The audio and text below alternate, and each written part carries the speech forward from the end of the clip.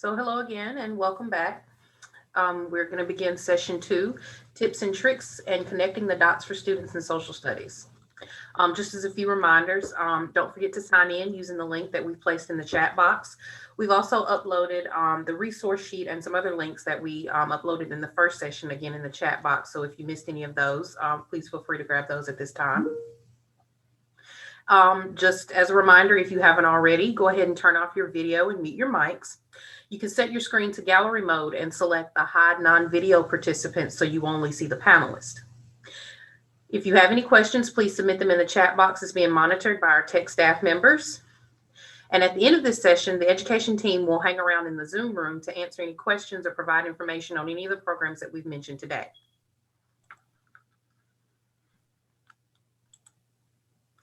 Alrighty guys, so in this session, you'll hear from panelists who will be discussing traditional and non-traditional literature to engage students in social studies curriculum. Now, this session is going to further explore tips and tricks to keep students engaged virtually due to COVID.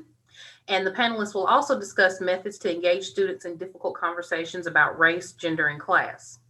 The panel will be moderated by Lance Wheeler, who is the Education and Public Relations Manager at the Margaret Walker Center and COFO Civil Rights Center. Lance, take it away. Good morning. Good morning. I'm happy to be here this morning. I'm happy to be on a panel with three amazing people.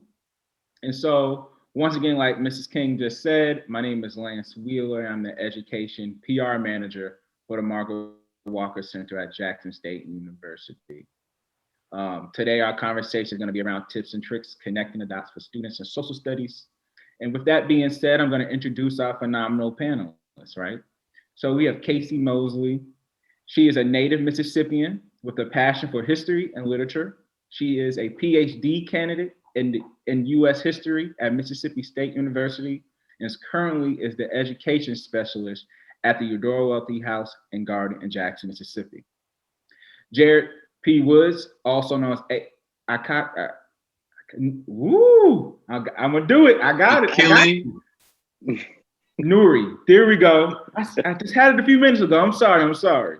He is a writer, PhD candidate, and is a literary influencer from Natchez, Mississippi. He is also a high school English teacher and owner and operator of a blackmanreading.com. Check out the website, it's dope.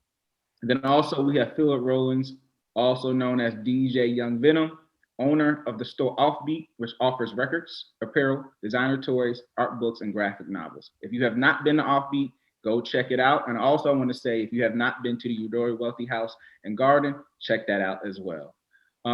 Quickly, we're going to show you some resources that we have that we want to share, and I'm going to go first. So I'm going to share my screen.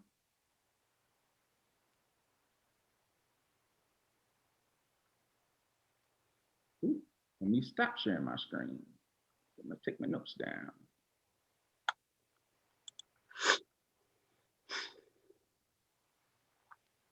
So here at the Margaret Walker Center, we have a website like most places. So we have things that we offer our visitors and our educators and students as well. We have a collection, but our first page right here is just gonna give you some background information. And so the Margaret Walker Center is an archive and museum dedicated in preserving, interpreting African-American history and culture, right? And so some of the things that we have is different resources for educators and educators and researchers, excuse me. We have lesson plans. And one lesson plan that I enjoy is the art of journaling. And I think it is our art that should come back for students and for adults. And so because Margaret was a writer, a journalist, a poet, this lesson plan is gonna talk about how you get your students to look at one of her diaries and begin that process of writing. Also, we have icebreakers that we can use in the classroom to get them started, to get them thinking. So we have reading and writing prompts.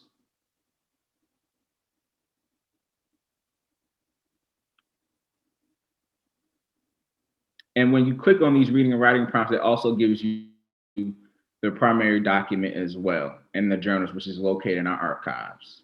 And so you can also go back really quickly.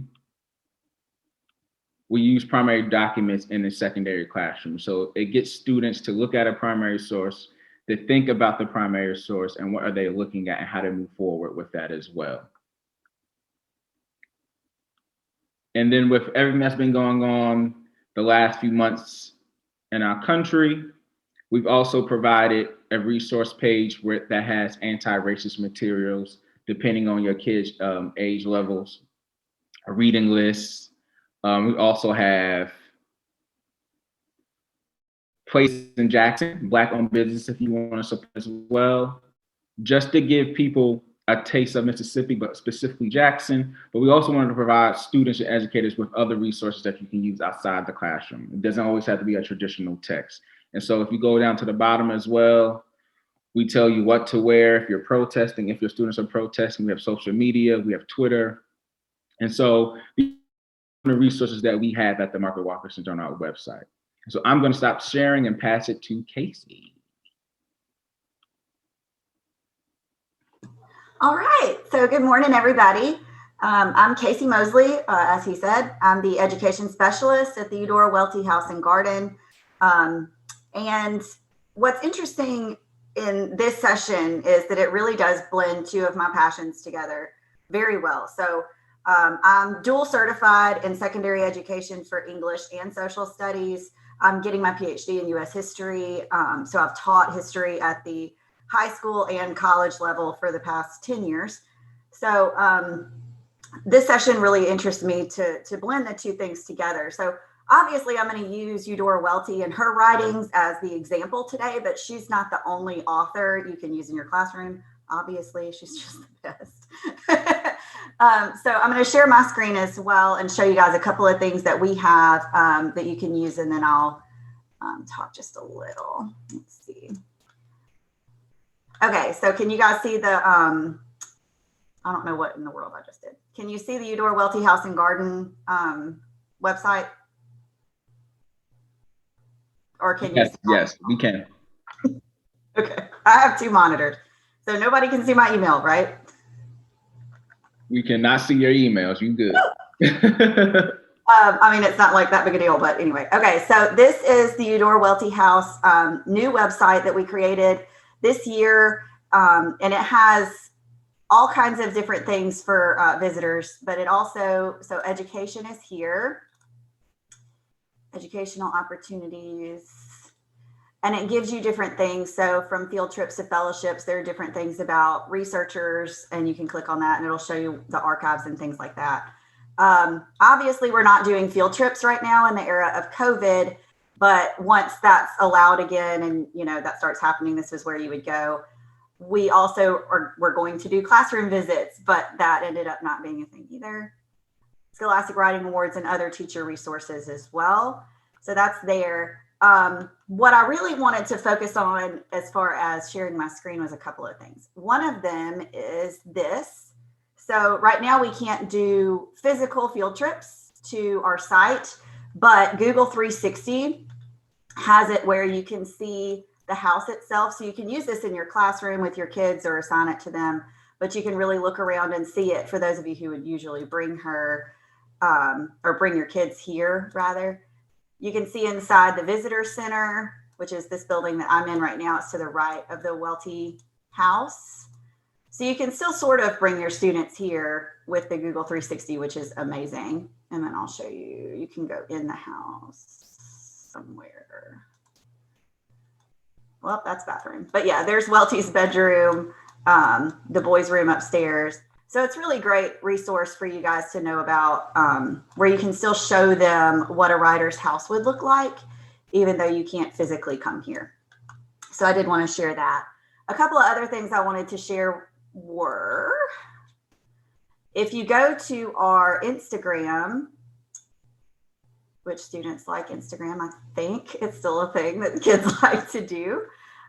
We have these really neat resources. So we have an ongoing series called Write with Welty that can be bell ringer opportunities for your class as well. So it starts out talking about the newly released version of her autobiography, and then it'll give a short writing prompt. And those are, we share them a couple of times a month. So here's another one where they can use that line in their own story. And we also have these now, which we're starting to do, that are called museum moments, where I use about 30 to 60 seconds and show an artifact in the house and explain its relevance. So even though you can't bring your kids to the classroom, keep an eye on museum moments and you can kind of see inside the house that way. So I did want to make sure I mentioned those. So the meat of my talk today is that you can really use literature in your classroom, and mine is traditional literature in your classroom, to bring in history and also reinforce the ELA standards that kids need to know. And especially the higher up they get in history, and especially if they go on into college, they're going to have to know how to analytically write and explain different things. So the teacher resources that the Eudora Welty Foundation gives are on this page, and you would click on teacher resources. You do have to register as a teacher, but all you have to do is put in, your information, and the foundation will allow you to come in. So let's see if I can. That's good.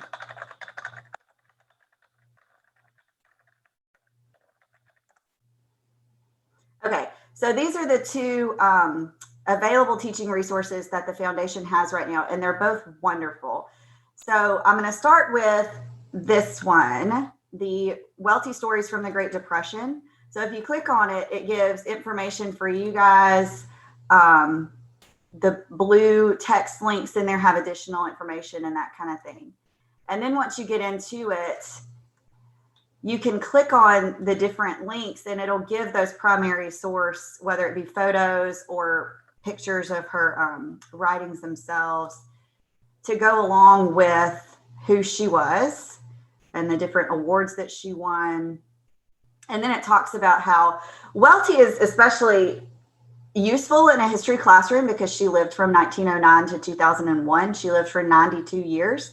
So she was really a witness to all kinds of different things, from Halley's Comet flying over Jackson when she was 1 year old, the Great Depression. She worked for the Works Progress Administration, taking photos throughout the state and writing news articles. She talked a lot about World War II. A lot of her brothers and friends fought in that. She was a witness to the civil rights movement, which I'll talk about in a second with her other story. And she constantly traveled throughout the country and the world. So her life, her photos, her writings, it all can be tied into your classroom, even in a social studies way. People think authors and they think ELA and they don't go any further than that. So you can include, this is about the story, Death of a Traveling Salesman. You can download a copy of it to share with your students. It gives a background, it gives questions for discussion. And it shows you different manuscript pages of it. So it's an amazing resource to be able to use. Now, I do want to show you this one. Where is the voice coming from? Welty, after Medgar Evers was assassinated, she was so appalled by that happening that in one night she wrote this story, Where is the Voice Coming From? And you can definitely use it when you talk about the civil rights movement in your classroom. So let's see, where is that? So when she's writing from the perspective of the person who killed him, even before anybody knew who killed him, it kind of walks you through where you can explain that to the students, but it gives photos of what she's talking about in the story. So, and then where's the gunman? So again, those give all kinds of primary sources you can use in your classroom there. I do want to encourage all of you to think of creative ways to use not only what the author wrote, but the context of their life itself in your classroom. you can use a lot of that and encourage students and kind of work with the ELA teachers, you know, in your hall or in your building and see, like, if I'm teaching ninth grade social studies, what are they learning about and studying in ninth grade English? And is there a way that I can tie those things together? You know, and it's always a good thing to reinforce those things in each other's classroom and let them know, like, I'm talking about this time period. Are y'all going to cover anything like that? So joint work is very good. And my contact information is, I believe, in the program. Anyway, you can find me. You can also email info@eudorawelty.com and get a hold of me. And I just encourage you to do this in your classroom. And we do have a CEU coming up in February, so email me if you have questions about that. Thank you. Let me say that that website is dope. It looks so easy to navigate, and I like how you can click her story and actually see photo references to the story. Yes. I think that is very useful. I think educators and people are visual anyway, so I think that's really a good tool and resource. Oh yeah, and so, they put a lot of work into that. You can tell, and most websites do not look like that. So good job, MDH. That looks amazing. So I'm gonna pass it now to Philip.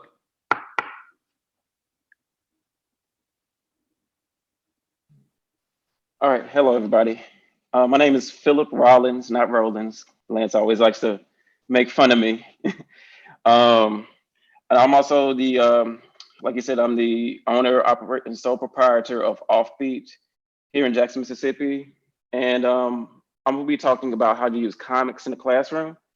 So comics or graphic novels are pretty kind of self-explanatory. You got your pictures, you got comics, and there's so many different ways you can use comics. So you have, what I'll start with is when people think of comic books, they immediately think of Superman, Batman. And that is not always the case. There are nonfiction comics, and such as John Lewis's March. There are others that I can't name off the top of my head, but I'm gonna go ahead and post this Google Docs link into the chat for y'all to have, and I'll be updating that as well. But I've started out posting that link will give you a list, links to a list of comics specifically for teenagers. And then there's comics by grade age that's recommended for them too. So when you talk about comics with that in the sense of in the classroom, and for me, it's really, this is a kind of a difficult thing to talk about because I got in trouble for reading comics in classrooms. So it's not necessarily like a, for me, it's kind of like, oh, this is the thing that I always got in trouble about, but now it's like the trend thing to do right now, per se, because comics and comic influencers everywhere from Watchmen. Watchmen is very controversial, very important, integral to the show. Is the comic book, which came out in the 80s, was very and is very, very hits those same beats, but you don't get a lot of the racism per se as you do in a TV show. Is very tonally, it's tonally the same and different at the same time when you're dealing with more politics and stuff like that. And that's why when the show ended, people were like, well, this should be more. I'm like, no, this should not be more. The book ended like that, on an open ended for you to fill out how it should go or what should happen. So when the show came out, I said, this is either going to go really good or really bad because it did not have the author's blessing. When he did that book, he was like, I'm one and done, that's it. And then the comic book publishers own the rights to it. So you're going to get instances like that. So like I said, you have March, you have other books, you'll see that on the list. That's nonfiction. But I want to talk a little bit more about some of the stuff that is fiction. You have X-Men, for instance. A lot of people do or do not know that X-Men is basically based on the civil rights movement in a nutshell. Charles Xavier, loosely based. When I say loosely based for these characters, loosely based on Martin Luther King Jr. And then you have Magneto, or Eric Leichenschere, a Jewish Holocaust survivor, loosely based on the ideas and principles of Malcolm X. So you have these two parallels of both fighting, for a world that fears and hates them, a la Black people, um, in a sense of, finding ways for justice and, just being, having equal rights basically.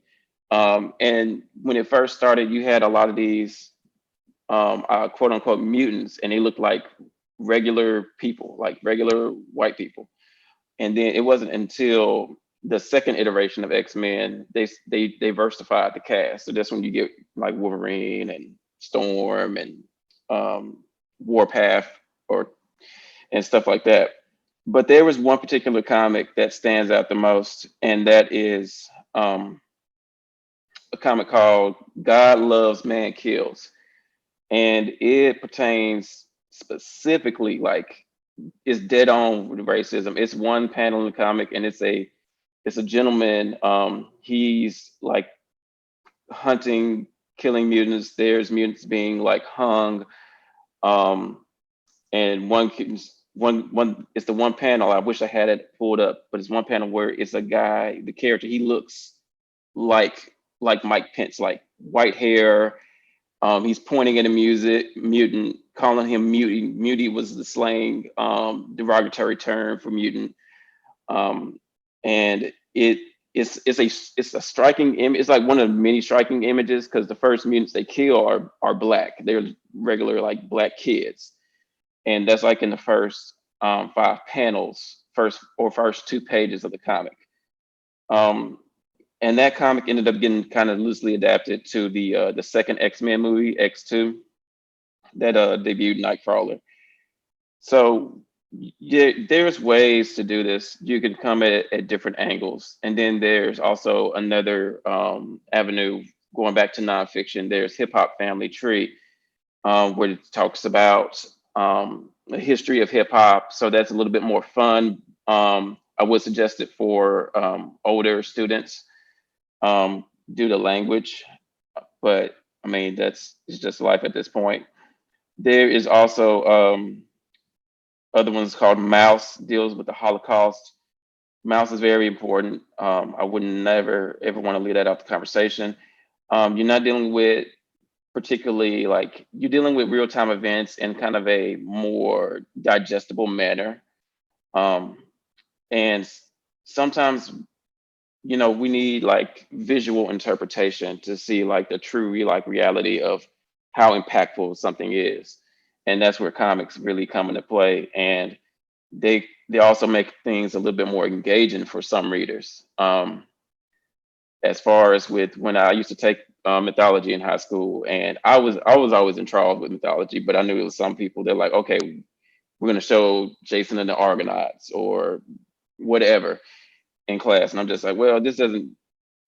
I see where you're going, but when you see that stop motion clay animation, it doesn't kind of impactful as how the author describes a mythological beast. And when you see something drawn in such intricate manner, because these are also forms of art. Even writing is a form of art. I preach this at Offbeat all the time. Everything that you see is a form of art, from toys to hip hop to electronic music to somebody coloring the pages of that comic book. That's a form of art. That is a skill. So all that to say, and I don't want to keep up too much time with this. I'll answer questions. I think we're doing that later, right, Lance? Answering questions later. Answering questions. I did see a question in the chat, but like I said, I given the resources. There's plenty of ways to engage it. There's always I would consider using comics as a form of reading, because I know a lot of people do the cheat, or they used to do the cheat of like, oh, let's show this movie and they'll get it. But this comic can be a little bit more, and as well as engaging as well too. Yeah, that concludes my time. Well, thank you. I agree. Writing is a form of art. And thank you for saying that. I had to write that down and put that in the chat. So I'm going to steal that quote from you. I'm going to let you know that right now. So, but I will give you credit. So we're going to go to our next panelist, Jared. Your turn. My name is Jared P. Woods, and my African name that you see there is Achille Nazuri. I have that because well, let me give you the background. I teach English 10 currently at Hattiesburg High School, but I've taught every level of English at the high school level, and I also taught African American literature, where I kind of fuse some Pan African ideas with the literature that was coming out in America from African Americans. And so, one really cool thing that I do with my students is at the beginning of the year, we have a meditation project where you meditate for like at least 5 minutes every day for a week, and whatever word that you kind of focus on, you find that name in Kiswahili. And then, so every one of my students ends up with an African name to kind of go along with their name, right? And I am here to talk to you about ways that I approach traditional literature in a non-traditional way. And a good thing about going last is I get to cheat, right? So I got to listen to everybody and then, kind of situate myself, get some extra things. And I want to echo some of the things that Philip was saying. This actually came from Offbeat. And I do use this in the classroom. But this is a hip hop family tree graphic novel that he was speaking about. And I also use other graphic novels as well. This is Strange Fruit, I believe, about the Great Flood of Mississippi in 1927. So I totally agree that comic books and graphic novels have their place in the classroom. So I'm going to go ahead and take control of this screen here. All right. Is my slide up? Yeah, we can see it. Awesome. Okay. All right. And so one of the big things that I harp on in my classroom is, I teach in a urban school. I think it's like 93% free and reduced or somewhere around that level, right? And so one of the big things that I harp on is that my students, they cannot see others without seeing themselves, right, in literature. And the way that I kind of make sure that happens is I specialize in getting texts in front of my students that allow them to see themselves. Let me move this down so I can see themselves in the world, in the worlds that are both like theirs and vastly different. And I use a lot of pop culture media to do that. And books by contemporary Black, Indigenous, people of color within the Own Voices community. And I bring standardized questioning to unorthodox assignments and projects.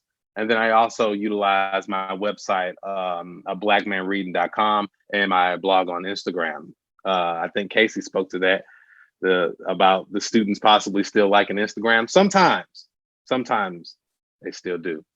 Let's see if this will move through how I want it. Okay, here we go. And so what does that look like? This is me at Lemuria in Jackson. I've done some work with the Mississippi Book Festival to get these types of books in my classroom.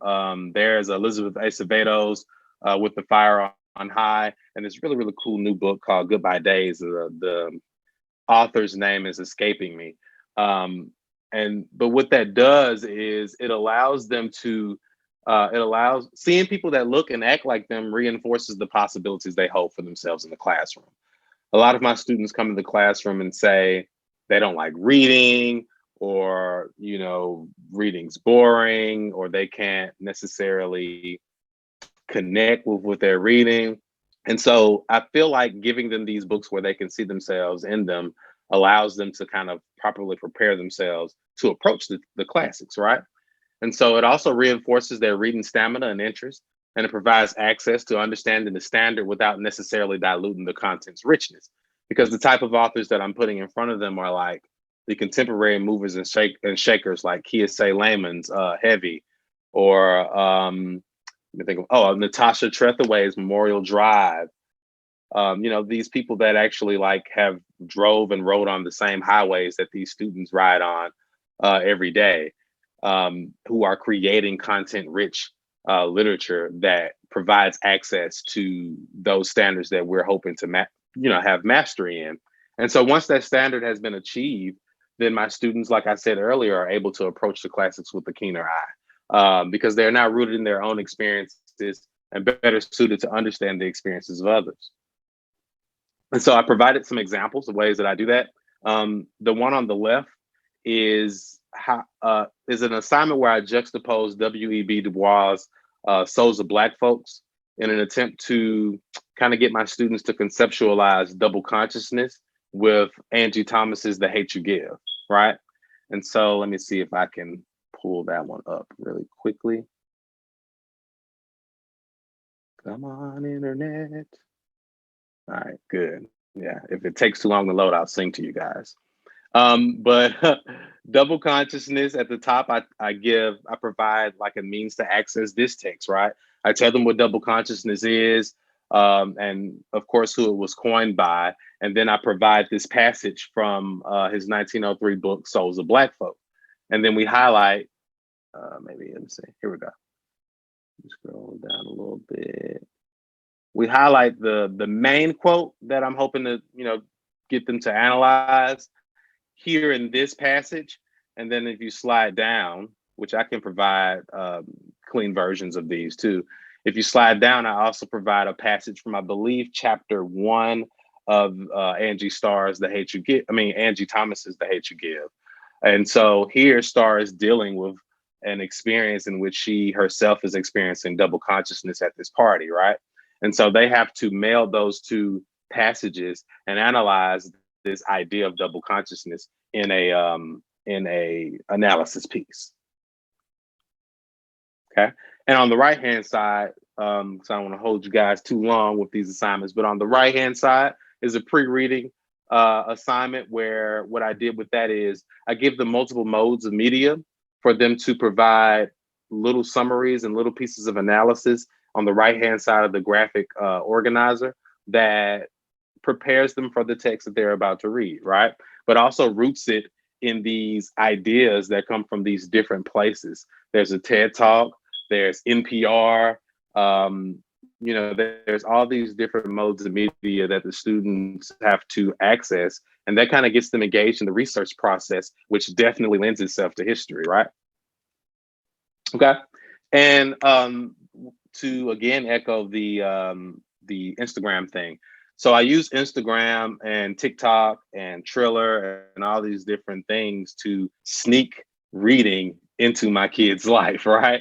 And so what I created with the Black Man Reading and the blackmanreading.com is like just literally sharing the process of reading and how it can be, I don't know, like just how that process can be documented, right, for them in a way that they're familiar with, right? And so we do different like live podcasts, etc. And then I have those students analyze those writings, those reviews, and critique them for biases that I might have about a book and things that I might have left out in my review. And so I think that kind of lets them see that reading can kind of extend itself beyond high school.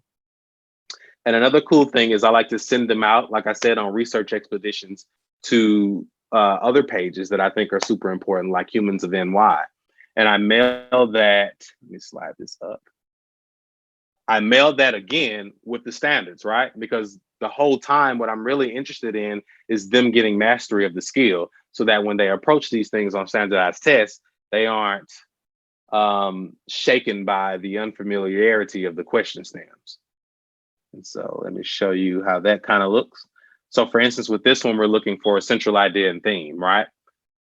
And so the students have to go to the Instagram page, choose a story that they find interesting, and then analyze that story for the central theme of the story or the person that's sharing their personal story, right? They provide a summary up top, and then right there at the bottom is the analysis of the actual moral or theme of the story. And then another thing that I've gotten really interested in is trying to make sure that these students are college and career ready when it comes to composition classes. And so there's a call for them to make sure that they provide MLA citation at the bottom. But it provides MLA citation of things that they kind of interact with daily, right? And so I believe that concludes. Well, there's another doc here that shows them approaching the Velt. and a way that I kind of prepare my students, a study guide where, the final transition to one of those traditional texts that we kind of cover is made. And then I always tie the standard in the back of it so that they can know, just for kind of closure. And that is kind of concludes my TED Talk. And some other things that I believe that I heard that I feel are super important, because like I said, I got to cheat. Lance and I believe Philip were talking about writing as art, and something that I brought back into my classroom this year that has been super transformative for my students when it comes to writing is this thing that I call Writing Wednesday, right? So these students that exist in social media have these different things that happen on different days. And so Writing Wednesday is my way of kind of meeting them where they are. And I allow them to kind of do the same thing with that pre-reading activity. I give them articles on different topics that we've had discussions about, right? Like, for instance, maybe the election right now. And then they approach that and critique that article. And they're able to like really just make it their own. And I do that every Wednesday. So I definitely agree with Lance that journaling is important. And I hate that it kind of got pushed out of the classroom in some aspects. And this is my attempt to bring it back. Ooh, let me first say, I'm amazed with all three of y'all, but Jared, can I come sit in your classroom? Can I go back to high school? Can I just sit because I'm interested in all those lessons. We're gonna definitely be talking. For sake of time, but I always like to do this first. I like to get people grounded. We didn't get a chance to get grounded, but I want to get grounded really quickly, and then we can jump in. How are you doing, Jared? And then we'll go around to just see how everybody's doing with COVID, the civil unrest, politics right now in this country. But how are you doing as a human being, as a person?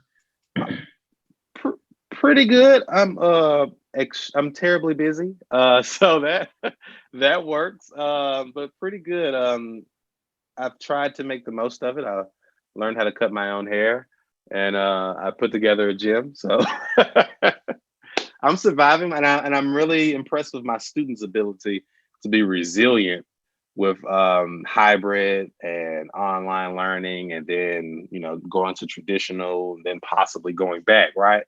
I don't think I would have been able to like exist like that as a high school student. So I tell them all the time I'm super impressed with how they're meeting us where we are. Well, thank you. And Casey, what about you? I mean, I'm making it. It's just, we're busy, but I mean, I think everybody's busy in different ways. So we don't have near the visitors that we used to. And as the education specialist, last year we were welcoming busloads of kids, several times a month, if not every week, and it's different. Like I miss having the teachers and the students here. But we're trying to be as creative as we can, meeting students where they are and knowing, like Jared said, that they're virtually learning, or some are in the classroom and some are at home, and then back and forth, and trying to make sure that teachers still have access to our site when they can't physically come is really important. And definitely, just trying to stay as active as I can in the political world as it's going around. And being in Jackson is very, it lends itself well to that, because I'm close to a lot of really exciting things. So I'm doing all right. Great. And Philip, what about you, man? How are you doing? I'm okay. I'm making it. This was I've told people this is the year of the quote a comic book character, survival of the fittest.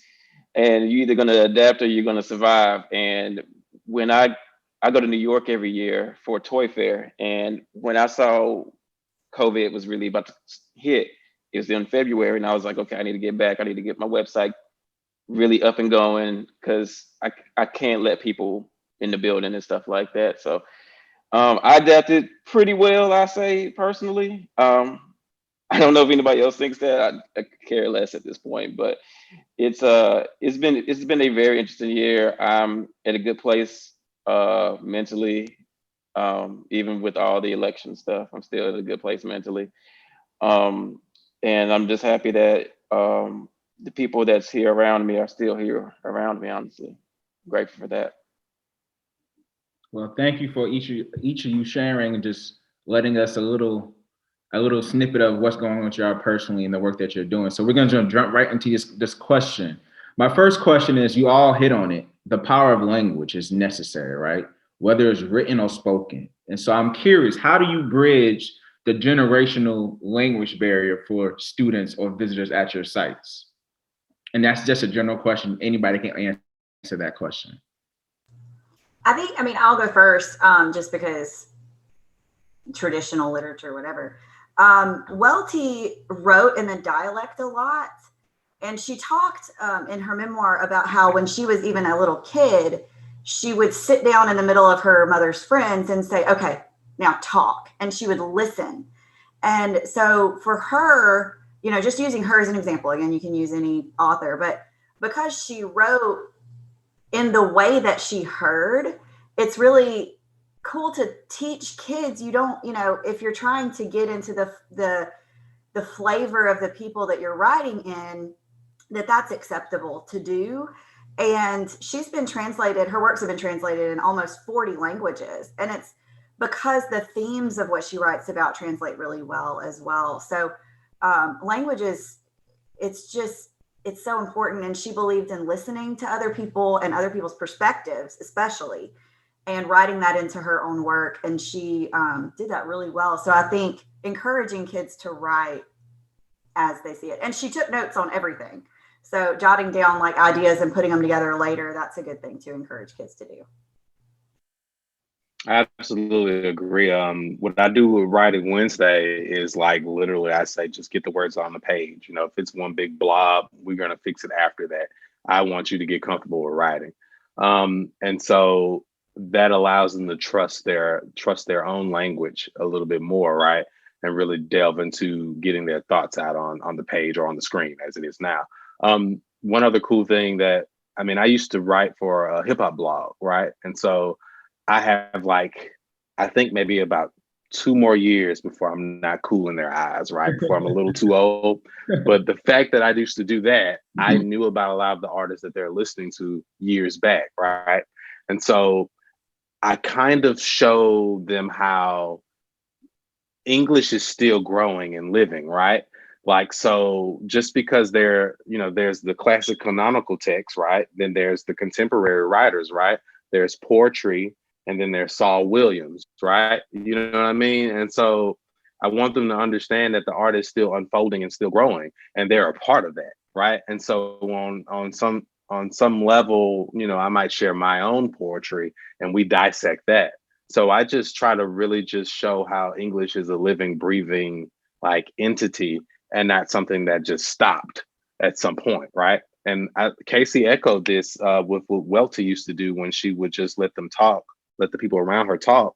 I mean, that just brings up like Toni Morrison, Zora Neale Hurston, all these other people who kind of lived in that tradition of like bringing depth to these characters who don't usually kind of get that depth.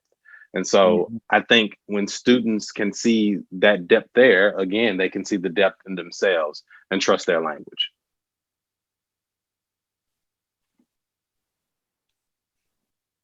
Yeah, with that, I'm not a teacher, first and foremost. Like the closest thing I teach is DJ lessons to my intern. So, but if I were to do anything with writing and stuff like that, I do have interns, and one of them, he's actually gone to LA. He's going to,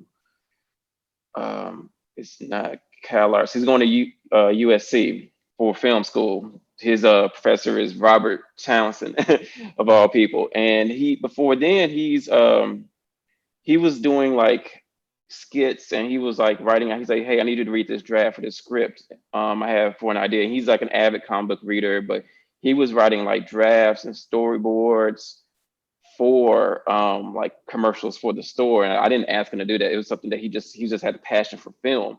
And I was like, okay, but he also knew that he had to put this stuff on paper. So it's kind of a way that you could probably meet these kids ground way, or these students like halfway, in a sense of that. But like you're already like meeting them with TikTok. or Instagram videos and stuff like that. Okay, we need to put this on paper, how it's going to be shot and which way and stuff like that, and what's the all the points that beginning, middle, end, all of that. So there is a sense of that you can do. And with comics, I've done a workshop with comics for like younger kids, and it can be interesting seeing them. They'll just start drawing, which is like, okay, what's going to be this? Write that down. Write that what's going to be said and which panel and all of that. And when they break it down like that, it's like, oh, okay, so this is a real thing. And it's like, well, yeah, this is what they have to do. It's not just it goes on paper and then boom, words appear. You have to kind of flesh things out before you get to that point. So there's so many ways you can kind of really tackle that. And I think from a non-teacher perspective, I think you can really do. Philip, what was the name of that the Holocaust comic? Mouse, Maus.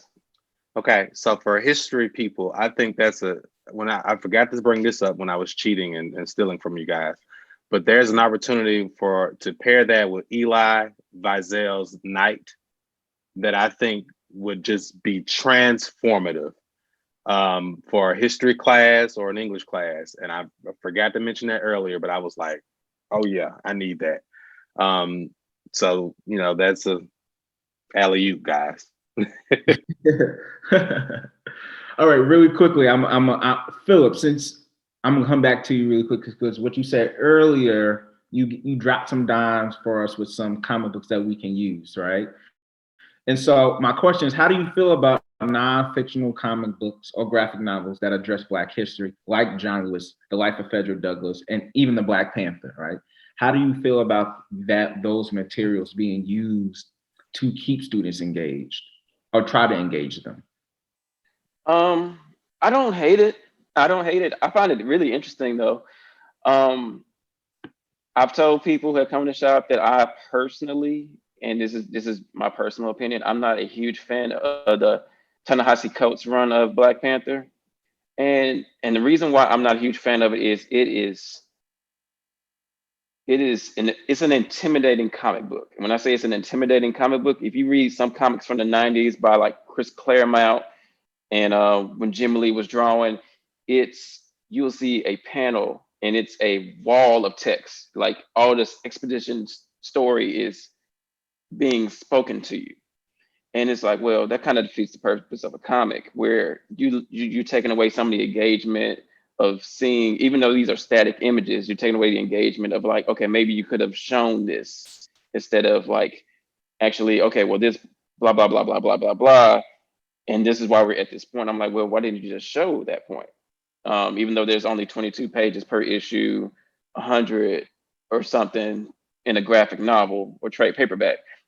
There is that sense. When you get to stuff with a historical sense, though, I think it's really, really cool with John Lewis's March. I thought that was like, when it first came out, I said, oh, this is something. This is like, we've seen it done before. We've seen historical adaptations of comics, but I don't think we've seen it from a person with that name and that political stance. And I hope we get more, honestly, I hope we get more of that in the future. From their words, with an artist, taking their words and putting that on page. And so not everybody is able to make it to the Civil Rights Museum at this point. I think so that is going to be kind of a useful tool until people can, make their way down to Jackson, Mississippi, because we just got Southwest Airlines back, and so hopefully travel rates will be lower. So I mean, you have those. I hope that helps out. But does that make sense? Yeah, that makes sense. Okay. Thank you. Casey, I'm gonna come to you. What have you found useful in Novelty's collection to be considered non-traditional to engage youth?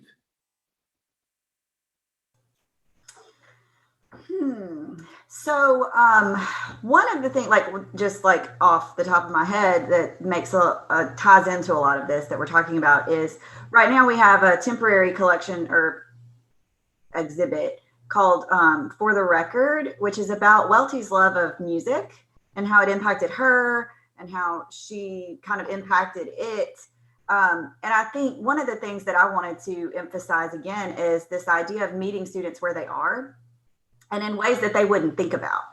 So Welty, for example, loved jazz music, which I know to our kids now, jazz music is like, oh my God, jazz music. But back then it was really like on the cutting edge, and it was very in, you know, but it was also subversive for a lot of, especially like the white, wealthy Jackson crowd. But she did love it. And she went and saw a performance by the African-American jazz musician Fats Waller, and wrote the short story Powerhouse about the performance that she saw in a mixed race crowd in Jackson. And so tying in music and art and experience with your students in the class is so vital. When I taught history, both in college and in high school, at the time, I mean, I know this kind of dates when I was in the classroom, but I would play them Beyonce's Formation video. And we would talk about, and they were like, what, this isn't history. And I'm like, yes, it is. Because, you know, it talks about antebellum South. It talks about, you know, the Black Lives Matter movement. It throws in Hurricane Katrina and the 90s hip hop movement and all of those things. And I would do that kind of on the first day that we really talked about what is history anyway. And I would use that particular video to really help them see that there's so much in even what they listen to and like on a daily basis that can tie into, and once you understand the context, you understand it better. For my seniors and for my college kids, I would use Childish Gambino's This Is America, and we would kind of go through each scene and what was happening and what it was really kind of commenting on. And you can do that. So I know I'm talking about like Welty as the rep for the Welty site, but really, I encourage all of you teachers to think about ways to genuinely meet the kids where they are, and help them see that that has power in it. And also so much encouraging them to know that even though they're teenagers, right? And a lot of you are high school teachers, people, you know, they tend to think nobody wants to hear what they have to say, or they don't have anything to say. But really letting them know, especially as the person, the adult in the classroom, that they have value in what they experience and that you are listening to them and that they can change the world. That blows their minds, and encouraging them in that and fostering that is so important. So important. Well, I'm happy that you said that, because I'm going to segue to Jared. But Jared, we got to be really quick because we got to give some people some opportunities to ask questions. But my question to you is, because you have to meet the students where they're at right now, right? And so because we're in a pandemic, how are you using your materials to keep students engaged, but also not overload them with what's going on in society? I know that's a full loaded question, but that's what I would like to, I would like you to answer that for us, please. A very interesting thing that I've been able to kind of do is, I don't know, I think like my online classes feel like a IG live, right? Like, so I have this funny thing where I say, drop a K in the chat if you understand like a Kappa, and then I'll mess with them and say a Q if you're confused, right? And so you'll see the K's going down, right? And then if somebody's uncle is a Q, they'll put a Q just to mess with me, right? But that kind of keeps them going on engagement. And then we had these things called breakout rooms where I could like let them go and take ownership of their learning. And I would pretend like I don't have access to the breakout rooms, and then be in the breakout rooms, making sure that learning is taking place. So I think giving them, I kind of listen to them too in those sidebar conversations, and then surprise them with like with like something from it that connects to what's going on, but isn't too heavy, right? Because sometimes they get overwhelmed and they're like, I'm sick of hearing about the election, or I'm sick of, you know, hearing about this and that.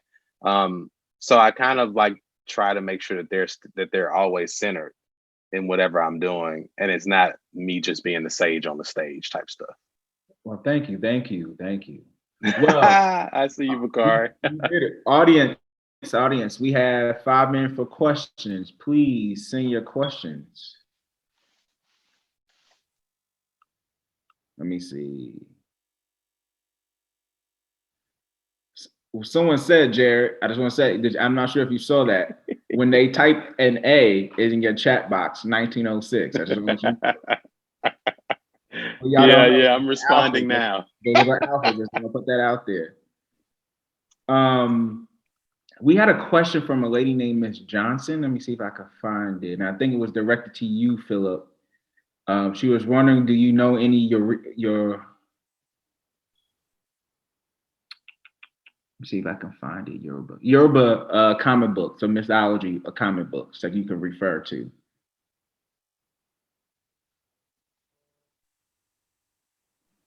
So there are some out there based on Yoruba.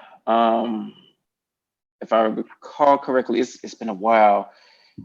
I think they're Congolese, and they're just not really coming out over here. So they're going to be kind of difficult to find. Honestly, they're not like really accessible, and I personally haven't like got my hands on them yet. I'm still waiting on my source to like send me some, but it's some stuff out there. You just really have to dig for it, unfortunately. And that's the case with a lot of kind of independent comics. They're just out there. They just don't have the proper distribution, or can't afford the proper distribution. So you have to really go find that artist or find that writer, or because they're more than likely going to be self-published. So yeah. Okay. I can answer a question if anybody else doesn't have any more questions.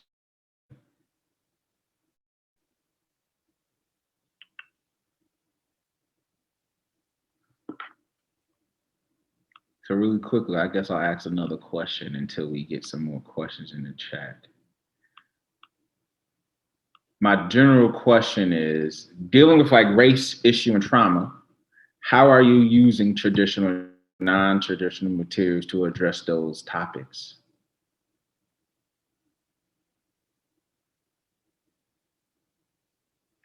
Anybody can answer that. Again, I love to play devil's advocate in my classroom, right? So with my students being urban students and my classroom sometimes not being as diverse, right? I like to give them things that make them see things from all sides, right? So like, I mean, it's hard to explain because, they come with their own ideas, right? From pop culture, from things they see on social media about how people feel about them spatially and geographically. But I just really like for them to be critical thinkers, right? So like sometimes I might juxtapose two articles, or I might bring in something crazy like clips from The Social Dilemma to show them that, just because all you see is, things that make you feel good about your opinions doesn't mean that everyone sees those same things, because algorithms get in the way, right? And so you may think that you're like doing the work of like awakening certain people, but in reality, you're just kind of feeding your own ego, right? So then by me putting these things in front of them, that kind of force them to see the other side when they don't have to see that often. I think that really makes for some interesting discussions in my classroom, and it really makes for some interesting writing pieces as well. Okay, we got 2 minutes. 2 minutes. Can y'all wrap that up in 2 minutes, Casey and Philip?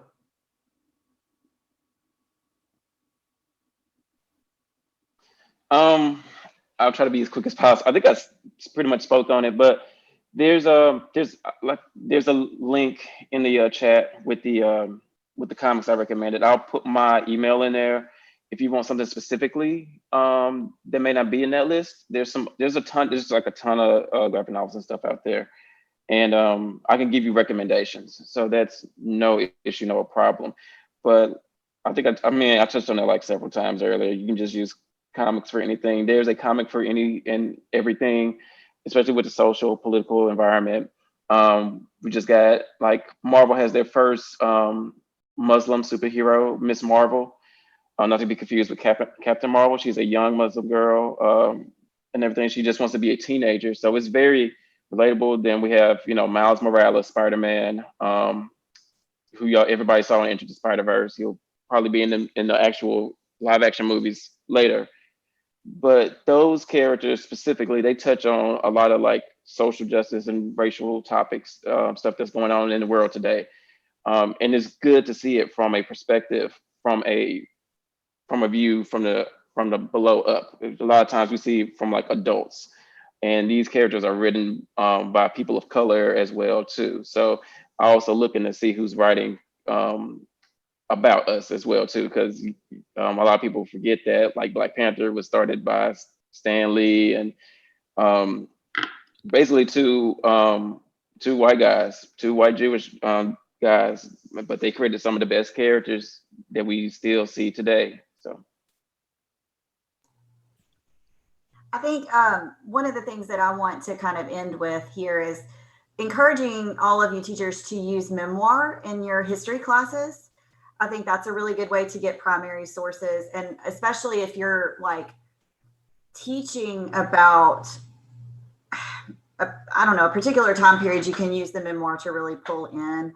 And I believe Jared mentioned Angie Thomas earlier, and she is current. She's got a new book called On the Come Up, and then she's coming out with another one, Concrete Rose. It's kind of part of that family of books. And that's really great to use, especially for your students in Mississippi, to show them another Mississippi author who's done a lot. And just kind of pulling in things that you normally wouldn't think to pull into your classroom. Welty, for example, has all the photographs that she took throughout the state. And she said that that's how she really learned about the diversity of her state, was when she traveled with the WPA and took photos. So earlier in the session, we talked about how art comes in a lot of different forms, and photography is one of those. And kids, especially with their cell phones now, they fancy themselves photographers all the time. So you can use those kind of things as well in your class. So just think outside of the box. So kids don't think history or literature, like they can be excited and have creative thoughts on their own. Well, we're going to wrap up. I want to say thank you to the panelists. Thank you for MDA us on and allowing us to hear their stories and hear their work that they're doing in the classroom, but also outside the classroom. So thank you. I'm going to give it to PNC. Al. All right, I just want to thank our panel. That was an amazing job, y'all. As you can see in the comment section, the teachers loved this. So great work that y'all did. Really happy that this came together with everybody's schedules. So just a couple reminders for the teachers. We will come back after lunch. So we're giving y'all an hour and a half, a little bit less than an hour and a half now, but I think the content was worth a couple minutes over there. So that you got time to go eat, relax, and we don't want y'all staring at a computer screen all day. So feel free to take you a little break. We will be back at 12:15 is when we're going to come back. And of course, my light in my office goes off. That's fun. So we'll be back at 12:15. I'm going to try to get this light sensor to work. And we're just gonna leave it off. And the link to that constant contact with those links is in the chat box. Michael posted that a couple times, so if you scroll back up, you'll see that link. Thank you, Stephanie. And then we will see everybody at 12:15. Am I missing any announcements? Shira, if I'm missing anything, feel free to hop in and say so. Sure. We are just going to offer, because we have this longer break right now, if any teacher wants to stay on to ask about something that came up just now, or our presenters might have to go, but for the staff, if we mentioned something in our first session today that you want a chance to chat about right now with your, with your video or whatever, or ask an additional question, we're going to hang on this Zoom for a couple extra minutes. Since this is our longest break for you to ask any question or ask us about a program or other material you're interested in. So we'll leave this video screen up for another few minutes if anybody wants to turn on their mic or their camera and chat for a bit. Oh, and I see in the chat, somebody needs the link for session 1. Totally good. We'll put all the links right now. So feel free to catch up on any signing in you didn't get before.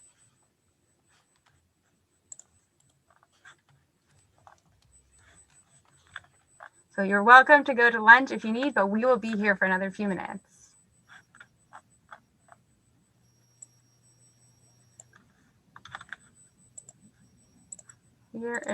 Okay. Here's the link for session 1. Here is the link for session 2. There you go. And I saw some teachers signed up to get more information about History Day and the Historical Society, so we will reach out to you later. But if you have any specific questions right now, feel free to send us anything. Yeah, Lance, go for it if there's something you want to ask. Okay, there was one more question I wanted us to get to if y'all still have time. It's from Anne, I believe. Yes, I think we'll connect you to her directly, but if anybody else wanted to know, but we'll put you in contact. Okay, cool.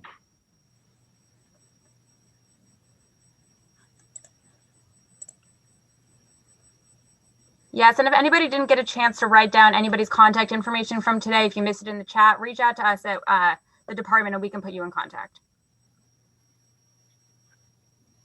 Thank you all for being here. Perfect. Excuse me, I have a quick question. Sorry, this is about the Margaret Walker Center website. I know, Lance, you mentioned there's like a list of like Black businesses, and then there were some questions about like how to address like racial discussions in the classroom. I think I couldn't find the link on the website. I'm gonna send it really quickly. Okay, thank you. And we have some links to the Margaret Walker Center stuff also in the resource sheet we posted earlier. I just thought about something that I wanted to add for all of you guys that are social studies teachers, which this is a social studies histories conference, but make sure, that you do encourage your kids to journal and write and produce in your history classroom and engage with the history stuff. But I would start the day, like we were talking about journaling earlier, my bell ringers would always be some sort of journal prompt about what we were talking about in class or what was going on in the news, or even something as simple as one of my favorites that I did was after I'd been with the kids for a while, I would give, if you could wake up tomorrow with one thing in your life completely different, just one, what would it be and why? And kids really take that as an opportunity in their bell ringer journals to open up if they feel comfortable with you, because you're not going to share it, right? You're just going to read it. But some of it was silly, like I'd wake up with $1 million, whatever. But then one that I read was like, I would wake up tomorrow, my mom wouldn't have cancer. And they wrote about that, so you learn things about kids, and it really helps get their grounding in the classroom, like Lance was talking about, kind of grounding and centering everybody to start off with. But yeah, definitely encourage your kids to write. I know so much now is focused on getting your history kids ready for the history test in Mississippi and being able to answer multiple choice questions. But as someone who's taught as in a college level, that goes out the window when they get into college. And what we want them to do is do essay tests and paragraph answers. And I could tell when I got the kids that got to me that didn't know how to do that. So use those kind of things in your class. I know the test is important, but teaching them how to write and express themselves and analyze has to happen in a history classroom as well. So make sure you do that. And I think also being a museum person and a history person is when I used to work at the 2 Mississippi museums, we get students all the time saying, well, how do you make this fun? And we purposely made it conversational.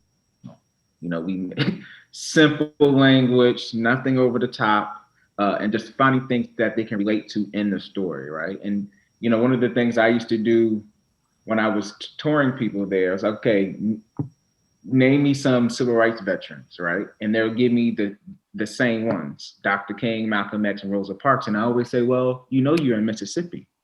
So where are the Mississippi veterans? Can you name them, right? And so then once I engaged them that way, it was a conversation the rest of the time throughout the museum, right? Simplifying it. I'll give you an example in Gallery 2 in the Civil Rights Museum where we talk about lynching, right? They always think someone being hung, but no, let's simplify that even further. It's killing somebody without due process of law, right? So getting killed anyway. So just simplifying your language can take take the history lesson and make it a conversation, which I think is key for students in the classroom and outside the classroom.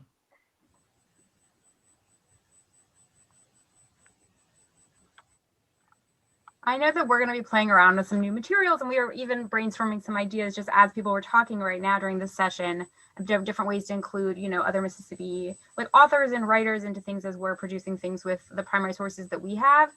So I might go out on a limb and say this, but if any of you teachers are out there, I know you guys have expressed a lot of like thoughts about the stuff today as we've been reading the chat. So if anybody would be interested in, you know, possibly being a teacher that we run some material by as we're testing it out and making sure that it would, you know, work with students across like a wide variety of Mississippi and other states, feel free to shoot us a message, and, you know, we'll send out a survey that also have a place for other comments. But if you would like to ever like test stuff out for us or be part of those conversations, feel free to let us know, and we would gladly love to have you a part of it. But this session I know has definitely made me think a lot about the stuff that we're trying to do. So thank you to everybody. Guess we'll give it another second if anybody wants to jump in for any other question. If not, we'll break for lunch, and you always know where to find us if you have any other questions. Awesome. Well, thank you for so many of you who hung out a little extra just now. I think we are good to break. If everybody good? Amazing. Awesome. Well, thank you, everybody. And we will see everybody at 12:15. So enjoy your lunch.